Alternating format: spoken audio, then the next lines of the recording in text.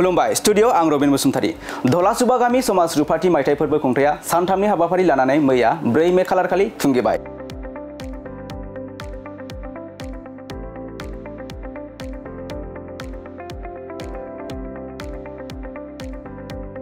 उदालगुरि जिल्लानि सोनाब फारसे थानाय धलासुबा गामि समाज रुफाथि मायथाइ फोरबोआ 25 बोसोराव आगान होबाय। बेखौ लानानैनो धलासुबा गामि समाजनि गोदानै लुफुंजानाय बाथौ थानसालि बेखेवनाय लोगोसे रंजालि बैसागु फोरबोखौ सानथामनि हाबाफारि लानानै मैया जोबनानै थांबाय।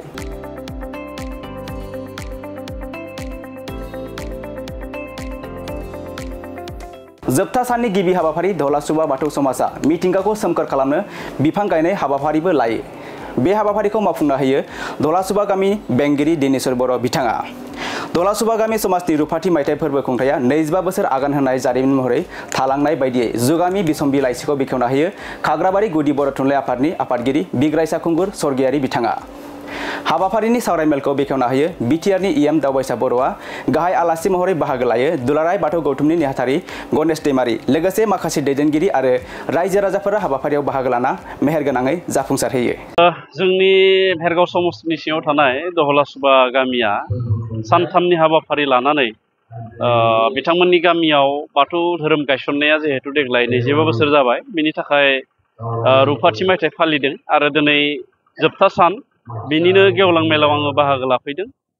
जोबोद गोजोननाय मोनदों। आंनि न'सुं सेराव थानाय बे गामि आङो जेब्ला खाग्राबारि आनसलिकआव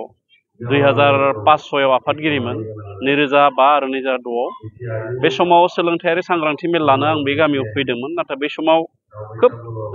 गामिनि समाजनि थासारिया बारा मोजां नङामोन। गामियाव गोरों मानसि गैयामोन। नाथाय दिनै आं नुबाय बेवहाय बाथौ धोरोम आजावनायनि उनावनो होन बा बिथांमोननि गामिनि नाजानायावनो होन दिनै गोबां सेंग्रा सिख्ला समाज सिबियारि ओंखारबाय लेखा गोरों मानसि ओंखारबाय आरो गामिखौ बिथांमोना खोब मोजाङै बेंगासिनो दङ। दिनै नैबे थावनियाव गुदि फरायसालि दङ जोंहा कालचार स्टेज जाबाय आरो बे थावनियावनो बिथांमोननि थानसालिखौबो गामि सिंनिफ्राय बेवहाय लाबोनानै बिथांमोना बानायगासिनो दङ। आं धलासुबा गामिनि गासै रायजो राजानो रुफाथि मायथाइनि आंनिफ्राय हामलायथि जासिबाय आरो उननि समाव जाहाथे आरोबाव गामिया मोजां जाबावो रांखान्थि समाजखान्थि गासिबो बिथिङाव जाहाथे जौगायो आरो गामिनि बयबो सुबुङा अनलायनायनि गेजेरजों गामिखौ मोजाङै बेङो गथ' गथाय मोजाङै फोरोङो आं बेखौनो हास्थायो। जासिग्रोबाय जों दिनै धलासुबा गामिया सानथामनि हाबाफारि लानानै रुफाथि मायथाइ फोरबो खुंदोंमोन आरो बेयो मोननै थांखि दंमोन। बेयाव मोनसेया जाहैबाय जोंहा गामि समाजा फोसाबनाय बाथौखौ 2000 मायथाइयाव नाजावदोंमोन आरो दिनै 25 बोसोर जानाय थाखाय रुफाथि मायथाइ थांनाय जोङो 2 मेनिफ्राय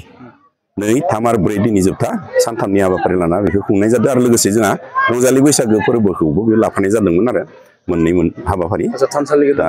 थानसालि बेखौ गोदानै मोननाय बेखौ बेखेवनाय जाबाय। बिटिआरनिफ्राय जों मोननो हादोंमोन बेखौ 23 लाखनि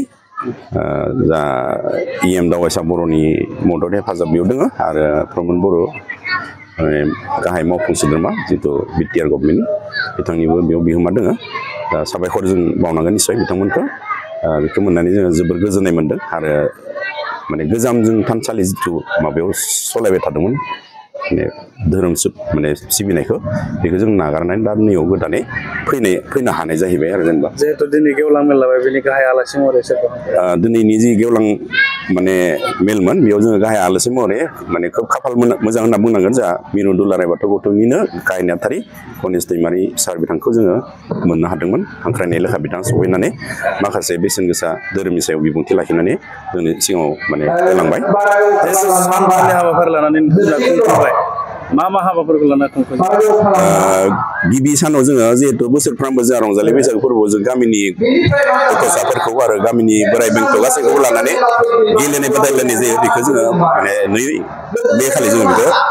लानाय जादों आरो बेनिफ्राय 3 मे खालि जोङो थानसालि गायसननाय हाबाफारिखौ लानाय जादों। पुराना बा गोजाम थानसालिखौ नागारनानै जोङो नैयाव माने गोदानै बे हाबाफारिखौ लानाय जादोंमोन। लोगोसे बै खालिनो नैथि सानाव माने 2 मे खालि जोङो 2 मे नङा 3 मे खालि जोङो सोलोंथाइनि सायाव सावरायनाय मोनसे हाबाफारि लादोंमोन सोलोंथाइ सांग्रांथि आरो बेयाव फैला जे बरगयारि सारखौ जों हांख्रायना लाबोदोंमोन बिथाङा एटा बाजारनि प्रग्रामाव बिथाङा जोंनो सफैनानै खोब मोजां रोखोमनि जोंनि हाबाफारियाव माने बाहागो लाफैदोंमोन आरो खोब मोजां जादोंमोन बे सावरायनाय हाबाफारिया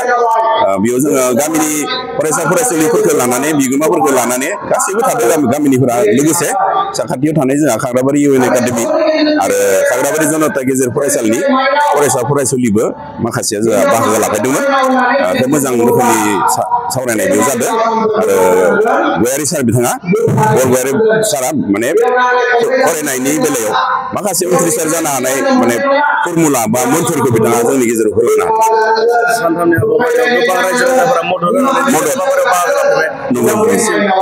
बिथांमोननिसिम रोजा रोजा साबायखर बावहरनायखौ जों माने गोनांखा आं गोनां होनना सानो गिबियावनो मन्दिरखौ जाफुंहोनायनि सायाव जोंहा इएम दावबायसा बर'खौ साबायखर बावबाय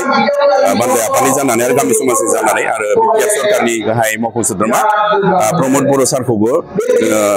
साबायखर बावबाय रोजा रोजा साबायखर बावबाय लोगोसे आरो दिनै जोंहा 4 मे जि माने मोनाबिलिनि हारिमु बिलिफां दङ बेयाव जोंहा जौस्रां बर' आरो बिस्वजित दैमारि सारा बेयाव जोंनो बे मेथाइ खनगिरि बिथांमोननि थाखाय माखासे माने माबाखौ बानस'दों माने जि माने बेसेन हरनांगौ बिथांमोननो बेखौ बानस'नायनि थाखायबो जों जौस्रां बर' आरो जा आयेन आफादनि आसाम आयेन आफादनि बुंथिगिरि बिस्वजित दैमारि सारखौबो आङो साबायखर बावहरबाय आरो सिबिनाय खुलुमनायखौ बावहरदों बैसागो फोरबोनिबो गाहाम हामलायनायखौ आं बिथांसिम बावहरबाय बिथाङा फैनो गोनांमोन नाथाय बिथाङा फैनो हादों एंगारनो हायैनि जाहोनाव फैनो हायाब्लाबो बिथाङा जोंनिसिम दुखु फोरमायहरदों फैनो हायैनि थाखाय जेन जाथों मेथाइ खनगिरि हिसाबै दिनै जोंहा रौतानि कैलाश बसुमतारी आरो बिथांजों लोगोसे मीरा बर' बिनानाव बिथाङाबो सफैगोन आरो गामियाव जोंहा रोंखा राखा दंखायो गामिनि रोंखा राखाफोरखौ बिथांमोननि मिउजिक पार्टियानो जोंनो दामनानै हेफाजाब होनायनि मोनसे रादाय दङ मोजां रोखोमनि जागोन जोंहा दिनैनि जिथु हाबाफारि जाहैबाय जौस्रां बर' दा फैगासिनो दङ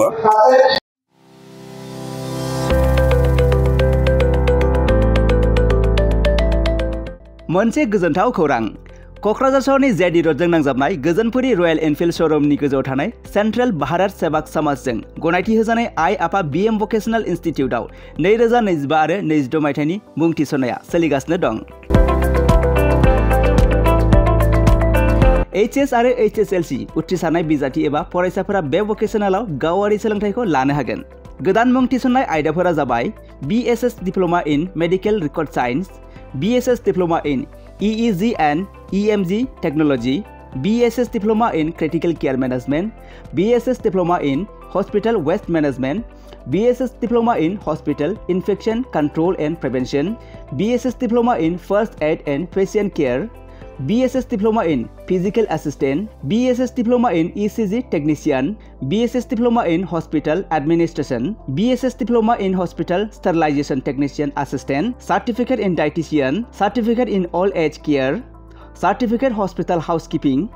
Lab Assistant, Pharmacy Assistant, Certificate in Emergency Medical Service, Certificate in Pulmonary Function Test एबा PFT Technician, Certificate in Awareness of HIV/AIDS, Certificate in Anti-Malaria Training आरो लोगोसे Office Management Courses, Computer Courses आरो Communicative and Soft Skill Educationनि कर्सफोरखौ 2 बोसोरनि गेजेरावनो आबुं खालामनानै BSS एबा भारत सेवाक समाजजों गनायथि होजानाय डिप्ल'माखौ लानो हागोन लोगोसे गासैबो डिप्ल'माखौ लानायनि उनाव सोरखारि साख्रि मोननायनि सुबिदाबो दं जुदि नोंथांमोनहा बेफोर कर्सनि थाखाय गोदानै मुं थिसननो गोसो दङब्ला आइ आफा बीएम भकेशनेल इनस्टिट्यूटनि नैबे मबाइल नाम्बार 9395899391 एबा 8135971844 बे मबाइल नाम्बारनि गेजेरजों थोंजों सुलाद लाहरनो हागोन